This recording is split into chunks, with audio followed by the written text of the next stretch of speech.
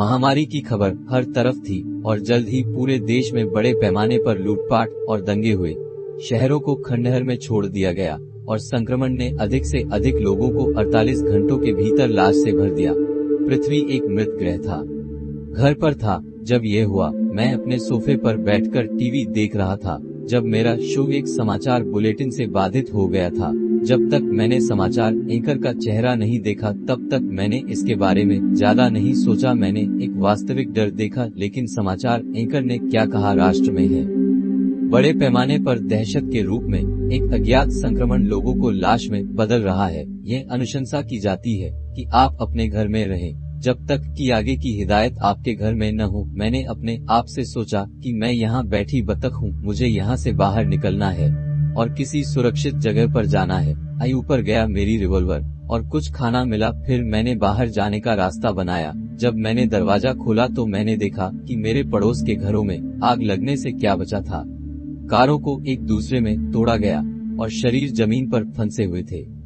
मुझ पर आरोप लगाया लाश। मैं किसी आदमी से नहीं डरता, लेकिन ये एक अपवाद हो सकता है। मैंने अपनी रिवॉल्वर को लाश में से एक पर इशारा किया और उनकी आंखों के बीच एक गोली लगाई। ज़ोंबी खोपड़ी बल से फट गई और ये जमीन पर गिर गई। लाश फिर लाश के चारों ओर इकट्ठा हुई और उस पर दावत दी इसका मांस। जब वे विचलित थे, मैंने अपनी कार के लिए एक रन बनाया और वहां से तेजी से बाहर चला गया।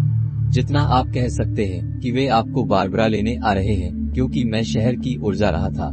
मैं अधिक से अधिक उन शैतानों को आपस में दौड़ते हुए देखने लगा। हालांकि ये डाउनटाउन में और भी बुरा था। शहर जर्जर अवस्था में था और लाश हर जगह थी। मैं डरावने रूप में देख रहा था, क्योंकि उनमें से कई ने एक युवा लड़की को पकड़ रखा था और उसके अंगों को फाड़ दिया था, क्योंकि वे उसकी अंतड़ियों पर दावत दे रहे थे। मैं लगभग घृणा में उल्टी कर रहा था, लेकिन मैं जा रहा था। मैंने देखा कि अधिक से अधिक लोग खाए जा रहे हैं। या जैसे ही मैं शहर में आगे बढ़ा, अंततः मैं स्थानीय डिपार्टमेंटल स्टोर पर पहुंचा। मुझे पता था कि अगर मैं जीवित रहने जा रहा हूं तो मुझे आपूर्ति की आवश्यकता होगी। मैंने अपनी बंदूक पकड़ ली और अंदर चला गया। ये एक पूर्ण पागल घर की अलमारियां गाड़ियों पर गिर गईं, हर जगह फैले हुए थे। और सबसे बुरी बात ये थी कि वे स्प्राइट से बाहर थे। मैं फूड सेक्शन में गया और बोतलबंद पानी, बीफ जर्की और पावर बार्स का स्टॉक किया। फिर मैं स्पोर्ट्स सेक्शन में एक शिकार राइफल, एक माचे और कुछ बारूद हड़पने के लिए गया। मुझे लड़ने के लिए तैयार रहना था, मेरे जीवन के लिए। और कुछ ने मुझे बताया कि एक रिवॉल्वर इसे काटने नहीं जा रहा था। मैंने डिपार्टमेंटल स्टोर छोड़ दिया और शहर से बाहर चला गया। मुझे लगा कि कम आबादी वाले इलाके में मेरी मौसी बेहतर थी, लेकिन जैसे ही मैं राजमार्ग पर पहुंचा, मैंने देखा कि सड़कें अवरुद्ध थी, परित्यक्त कारों और एक इलेक्ट्रिक द्वारा बंद। ऐसा लग रहा था कि मैं यहाँ से पैदल चल रहा हूँ। मैंने अपने बैकपैक में अपनी आपूर्ति लोड की, अपनी नई राइफल लोड की और अपनी कार से बाहर निकल गया। सड़ी हुई मांस की गंध हवा में थी। मुझे पता था कि इसका क्या मतलब है कि मैं ये देखने के लिए घूमा कि मैं उन लाशों के बाद मेरी राइफल लोड हो गई थी और मेरी रिवॉल्वर अपने होल्स्टर में थी। मैं कार्रवाई के लिए तैयार था। लाश ने बिना समय बर्बाद किए चार्ज किया। मैंने अपनी राइफल को इशारा किया और निकटतम को गोली मार दी। गोली उसके सिर के पार चली गई और फिर ज़ोंबी को पीछे फेंक दिया। ये दोनों लाश से ज्यादा कुछ नहीं गिरा। बेजान भूसी तो और लाश मेरी और दौड़ी। मैंने अपना माचिस खोल दिया और उनके सिर काट दिए। रक्त की धातु की गंध को साफ कर दिया। हवा में भर गया। मैंने अपनी माचे को मत लिया और अपने रास्ते पर चलता रहा। मुझे खतरे को देखते हुए अकेले राजमार्ग पर चलना स्वीकार करना पड़ा। हर मोड़ भयानक था, लेकिन मैंने अपने डर को दबाना सीख लिया है। मैं ये पता लगाने के लिए एक मिशन पर था कि क्या चल रहा था। कुछ घंटे चलने के बाद मुझे एहसास हुआ कि सूरज नीचे जा रहा था। एड्रेनालाइन मेरी नसों के माध्यम से चला गया। मेरी हथेलियां बन गई थी पसीने से तर। मैं डर गया था। मुझे पता था कि मैं अंधेरे में उन चीजों के खिलाफ एक मौका नहीं खड़ा करूंगा। फिर जैसे ही मैंने चलना बंद कर दिया, मैं अपने पीछे गुर्राने की बेहोश आवाज सुन सकता था। मुझे पता था कि कुछ समय पहले मेरे पास उन हरामियों के पास था, इसलिए मैंने एक बनाया। इसके लिए दौड़ो। भगवान का शुक्र है कि मैं कॉलेज में एक चैंपियन धावक था। मैं पास के जंगल में भाग गया, जहां मैंने एक परित्यक्त घर की खोज की और इसके लिए एक ब्रेक बनाया। मैं अंदर भाग गया और मेरे पीछे दरवाजा बंद कर दिया। मैं अब के लिए सुरक्षित था। घर एक था, मेज की खिड़कियां, टूटा हुआ फर्नीचर, यहाँ रहने वाले सभी लोगों के ऊपर गिर गया। जल्दी में निकल गया, लेकिन चूंकि वहां कोई नहीं था, इसलिए मैं ये जानकर घर पर आ गया कि मेरा पीछा किया जा सकता था। मैंने गैरेज से कुछ लकड़ी की कीलें इकट्ठी की और सभी दरवाजों और खिड़कियों पर चढ़ गया, जिसमें ज्यादा समय नहीं लगा क्योंकि ये एक ही कहानी थी। घर फिर रात हो गई और मैं उनके लिए तैयार था। मैंने खिड़की से बाहर इंतजार किया, लेकिन कोई नहीं आया। मैंने उन्हें जंगल में खो दिया होगा। मैंने राहत की सांस ली और अगली सुबह घास काटने का फैसला किया। मैंने अपनी चीजें इकट्ठी की और तुरंत निकल गया मेरे पास ये जानने के लिए कि इसके पीछे कौन था। मैं जंगल से चला गया और राजमार्ग पर वापस आ गया, जहां मुझे एक परित्यक्त ट्रक मिला जिसमें चाबियां बची थी। अभी भी बहुत सारा ईंधन बचा था। मैंने इसे निकाल दिया और जीवित बचे लोगों को खोजने की उम्मीद में चला गया। मैंने घंटों तक गाड़ी चलाई और एक नहीं मिला। क्या मैं अकेला व्यक्ति बचा था? जैसा कि मैंने पृथ्वी पर अंतिम आदमी होने के विचार पर विचार किया था, मुझे एहसास हुआ कि मैं शहर के लिए अपना रास्ता बनाऊंगा। मुझे हाथ में राइफल की जांच करनी थी। मैं ट्रक से बाहर निकला और चारों ओर देखने गया। बाल्टीमोर का एक बार घनी आबादी वाला शहर अब पूरी तरह से सुनसान था।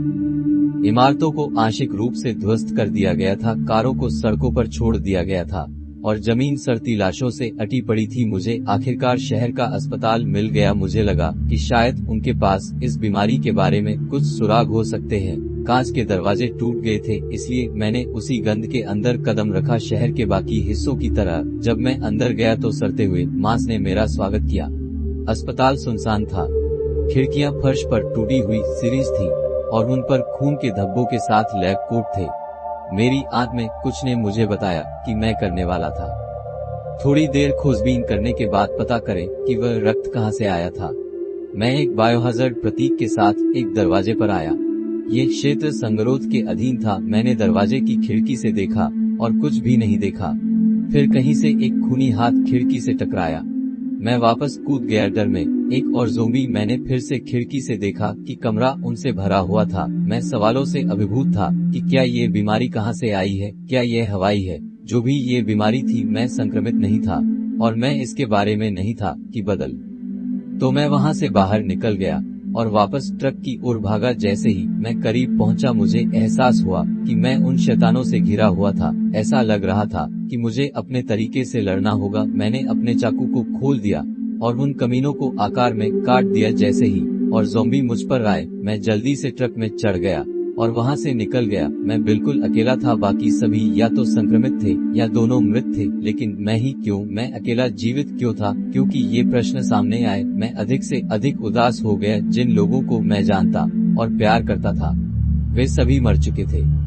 मेरे दोस्त, मेरा परिवार चला गया है। मैं उन्हें फिर कभी नहीं देखूंगा। मुझे याद आया कि मैं अपने परिवार के साथ कहीं जा रहा था, इस बात से अनजान कि बाद में क्या होगा।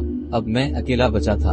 अब मैं पृथ्वी पर आखिरी आदमी था। मेरे साथ पूरी मानव जाति समाप्त हो गई। कुछ घंटों बाद मैं एक परित्यक्त फार्म हाउस में आया। मुझे लगा कि ये रात बिताने के लिए उतनी ही अच्छी जगह है।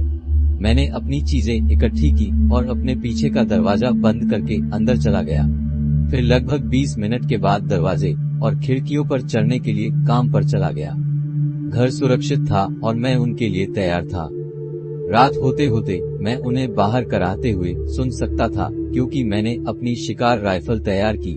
सब कुछ शांत हो गया। अचानक मैं उन्हें हिंसक रूप से दरवाजे पर पीटते हुए सुन सकता था कि दरवाजा बहुत पुराना है। मैंने सोचा कि ये उन्हें हमेशा के लिए पकड़ नहीं पाएगा। यह जानकर मुझे एहसास हुआ कि केवल एक ही जगह है। मुझे तहखाने में छिपना पड़ा। मैंने तहखाने का दरवाजा खोला और नीचे चढ़ गया। मैं चुपचाप वहां बैठ गया और फिर दरवाजा आखिरकार खुल गया। वे अंदर थे। मैंने खुद स्वर्गीय पिता से प्रार्थना की कि वे जालसाज को खींचने के बारे में नहीं सोचेंगे। तहखाना मेरे आश्चर्य के लिए उन्होंने रुचि खो दी और दूर भटक गए। मैं अभी के लिए सुरक्षित था और तहखाने में मुझे एक पुरानी खाली पत्रिका मिली। मुझे लगा कि मैं अपने जीवित रहने के विवरणों का दस्तावेजीकरण करूंगा। मैं इस पत्रिका को छोड़ने की योजना बना रहा हूँ।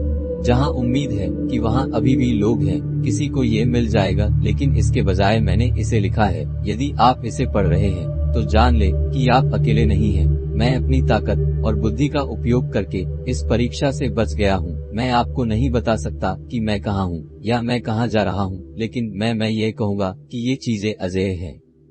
उनसे लड़ने की कोशिश मत करो। मैं मुश्किल से अपनी जान बचा पाया। तुम्हारा सबसे अच्छा दांव बस भागना और छिपना है। ऐसा करो और शायद तुम बच जाओगे।